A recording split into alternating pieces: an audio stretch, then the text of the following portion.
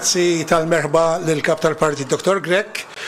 Inrott is-sarib u nagħti informazzjoni dwar il-proċedura se qegħdin nużaw. Sew tal-missier tal-event tal-Spiritu Santu Ammen għamel mulej li dan il-Kunsilli wassalna biex inkunu nistgħu anke nkomplu mixin bħala partit bħala aktar importanti għal dan pajjiżna.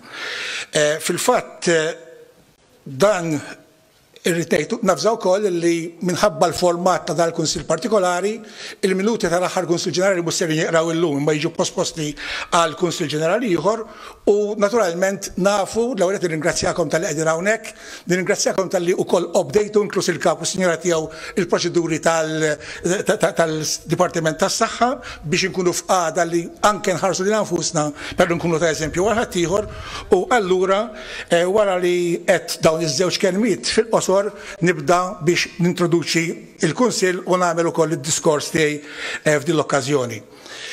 Dr. Bernard Grech, kap tal-partit, viċ kap, segretarju ġenerali, sħabi konsilliera. Nistqal il-lejla ninsab emozjonat. Dan il-Kunsill qed iwassal fit-tmiemu proċess li għaddej żmien twil. U proċess li aktar mill-li kien mistenni imparti minħabba dak li ġabet magħha il-pandemija tal-COVID-19. Fil-fatt, meta fi 17 xahar ilu, fil-15 ta' frar 2020, aċċettajt li nokkupa il-post ta' President tal-Kunsill Ġenerali, il-ħsieb kien li kelli nduf dik il-kariga għalmenu f'dak l-ewwel terminu għal ftit ġimgħat. Il-pandemija tal-COVID-19 ħolqot ċirkostanzi li kienu diffiċli biex nikkonkludu ċertu proċessi li konna bdejna. Il-restrizzjonijiet li bdew jiġu imposti mill-awtoritajiet tas-saħħa komplew jagħmlu ħajjitna aktar diffiċli. Iżda ta' partit responsabbli ridna naraw li aħna nkunu ta' eżempju fil-mod ta' kif nagħmlu l-affarijiet. Meta aċċettajt l-inservi ta' President tal-Kunsill Ġenerali, għamilta ċara li kont qed nagħmel dan minkejja ċirkostanzi mhux faċli u li kont qed nagħmel hekk propju biex l-andament tal-partit wara r-riżenji ta' numru ta' uffiċjali ma jkomplix jitfixkel. Lil dan il-partit nafu sew għaliex wara 46 sena għadem fih u gburi b'dak li għamilt tal-żmien kollu naf kemm kellna ċirkostanzi diffiċli li ridna nelbu. Madana kollu nafu koll li kull darba li kellna sfidi kbar qudiemna onna għall-okkażjoni u fl-aħħar mill-aħħar kienu Malta u Għawdex li rebħu bid-deċiżjonijiet tal-Partit Nazzjonalista. Fi frar 2020 konna diġà bdejna nfasslu l-mod ta' kif il-PN jerġa' jkun mhux biss partit kbir għaliex dak kien u għadu, iżda konna qed nippruvaw nfasslu il-mod ta' kif dan il-partit jerġa' jkun il-gvern alternattiv għal dak li għandna llum. Bdejna bil-proċess li kellu jwassal il-partit ibiddel lilu nnifsu internament ħalli jkun f'qagħda li l-messaġġ tiegħu ikun jista' jispjegah aħjar lil Maltin u l-Għawċin li jridu jażlu gvern li jmexxihom matul is-snin ġejjin. L-għażla dejjem ser tibqa' f'idejn il-poplu Malti u Għawċi, imma aħna għandna dmir nispjegaw bl-aħjar mod possibbli dak li rridu wettqu. U dmirna li l-messaġġ tal-PN inwasluh bil-bajja ta' San Tumas sa' Dwejra Għawdex. Ħadd mhu ser jagħmel dak ix-xogħol għalina. Anzi, kif nafu għandna mezzi ta' komunikazzjoni uffiċjali li ħsiebhom l-iżjed biex iħawdu l-messaġġ tagħna u li jwasslu messaġġ mhux ċar għand il-poplu Malti. Dan kien l-iskop wara r-riformi li ridna wettqu. L-eżerċizzju li beda Luis Gallia fuq talba ta' Adrian Delija dak iż-żmien kap tal-partit ma kienx wieħed li jwassal biss għal bidliet fuq il-karta. Bil-bidliet li kellhom jitwettqu ridna nassiguraw li aħna l-koll, aħna 1600 konsullier li għandu l-Partit Nazzjonalista ġejjin minn 160 lokalitajiet kumitat sezzjonali, bil-Kunsillu Lokali, bil-Grupp Parlamentari, b'12 il-ferra differenti li għandu l-Partit, inkunu il-koll f'qagħda li waslu messaġġ ċar lill-elettori Maltin u Għawċin. Daħħalna wkoll il-kunċett ta' kumitati reġjonali, ispirat mis-suċċess li kellu matul is-snin il-Kumitat Reġjonali għal Għawdex. Illum għandna 4 kumitati reġjonali f'Malta li żdiedu ma' dak ta' Għawdex.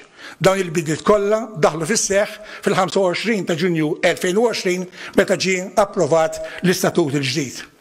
Għal dawk li forsi jisaqsu kif qed jiġi proposti numru ta' emendi għall-istatut li kull ma ilu sena biss wara li ġie fis-seħħ, ir-risposta hi li l-PN u organizzazzjoni ħajja u lest li jaġġorna lil nifsu kull ħin. Aħna l-koll nafu li wara l-bidliet fis-statut saru l-laqgħat ġenerali kollha tal-ferrat u tal-kumitati sezzjonali. Nafu li llum hemm bosta persuni li qed jagħtu sehmu fl-istrutturi tal-partit u li qabel ma kinux parti mill-istess partit. Nafu wkoll li dawn ix-xhur li għaddew ma kinux xhur faċli għall-Partit Nazzjonalista.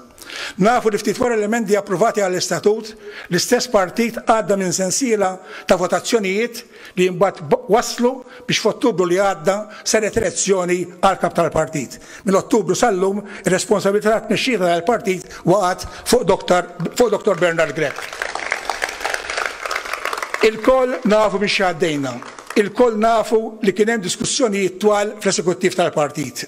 Irridu nkunu aħna l-koll kif jgħid l-innu tal-partit xieħu żgħażagħ mill-bliet u mill-kampanji u forsi hawn illum inżid ġodda u għodma li nagħtu s-sem tagħna għas-suċċess tal-partit. Niftakru li s-suċċess tal-partit u s-suċċess tal-pajjiż. Niftakru l-ikbar riformi li seħħew f'pajjiżna mill-indipendenza l-hawn saru permezz tal-Partit Nazzjonalista.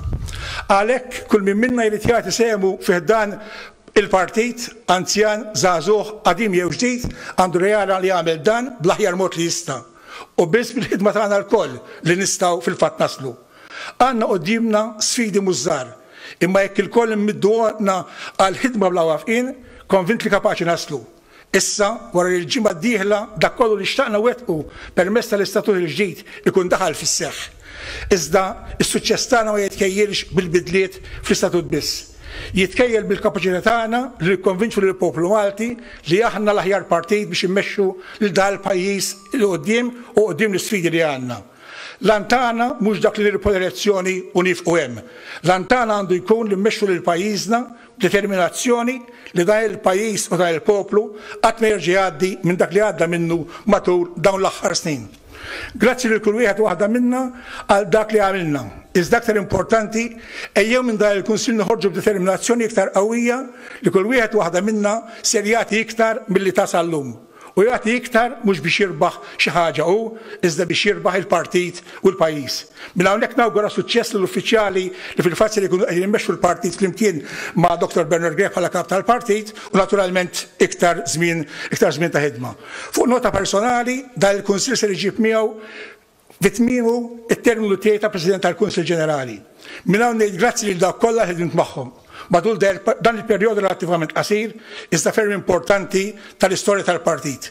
Ngħid grazzi wkoll lil dawk kollha li ħdimt magħhom matul is-46 sena li għaddew u nħares il-qudiem biex fis-46 sena li ġejjin inkomplu naħdmu wkoll flimkien. Grazzi.